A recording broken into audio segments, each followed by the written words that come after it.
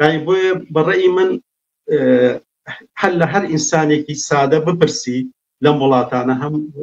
بێجگە لە عێراقی و کوردی و نازانم چی هەر خەڵێک لەم وڵاتە دژی ئەوەیە کە مناڵێکی 9 ساڵ کە مەفروضە ژیانی مناڵی خۆی بەرێتە پێشەوە بیخەیتە پرۆزەی زەواجەوە بێجگە لەوەی کە لەلایەنی جەسەدیەوە ئامادەیی بۆ ئەوە نییە هەموو شێوەیەک پێشێلکردنی مافی مناڵان و مافی ژیانی ئینسانێکی لەو تەمەنای بخیتە ئەو پرۆسەوە بۆیە بەڕێی من ئەم کەمپینە بەردەوامە و بانگەوازم ئەوەیە کە هەموو ئەوانەی گوێیان لە منە